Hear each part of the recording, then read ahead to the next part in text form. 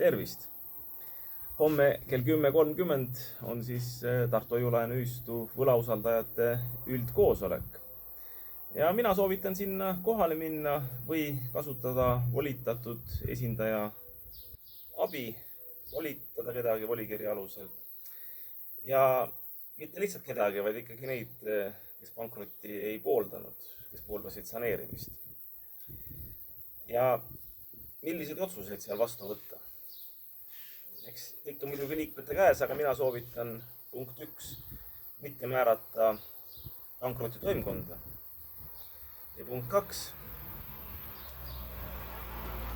jätkata ühistu tegevust ehk teiste sõnadega nõuda pankrotiprotsessis ühistu tervendamist. Miks mitte määrata pankroti toimkonda? Aga sellepärast, et ega need inimesed, kes sinna ette visatakse toimkonda, eks jõud on tänase kohtu määratud juhtkonna käes, eks see ongi selline suur vandenõu, kus erinevad kohtud ka on kokku mänginud.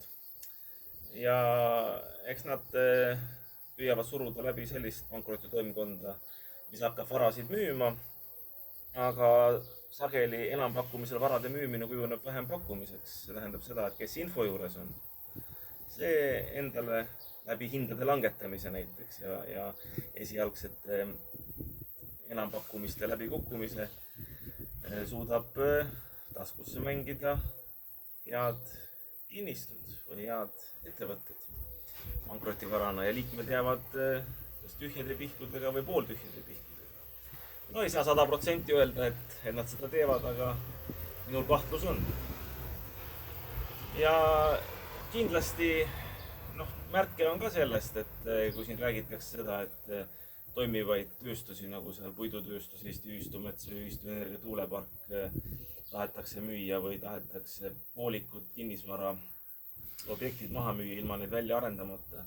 Vaadake, need ettevõtted, Ühistu Energia, Ühistu Mets, kinnisvaraarendused, need ei ole mõeldud poolikutena maha müümiseks. Ega kui sa tuulikut müüd ühe laba kaupa maha, sealt ei tule tagasi nagu seda, mis sellest töötavast tuulepargist ja praegu nad töötavad on. Tagasi tuleb näiteks 10 aastaga, 20 aastaga, kui ta toodab elektrienergiat ja toodab ka tulu.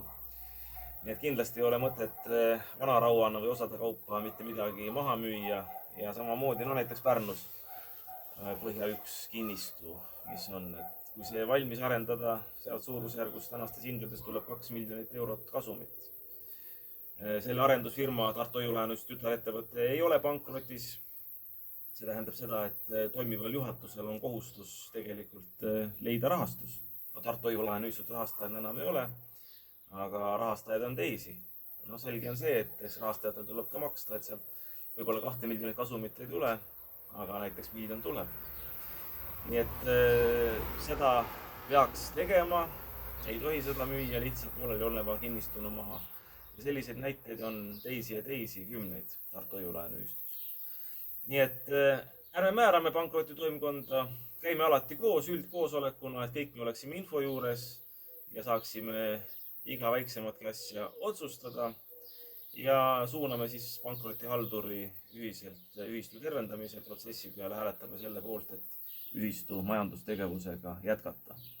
Need on minu soovitused ja minge kohale, kui kohale minna ei saa ja ei tea, keda volitada, kirjutage mulle isiklikult, ma aitan. Kohtumiseni!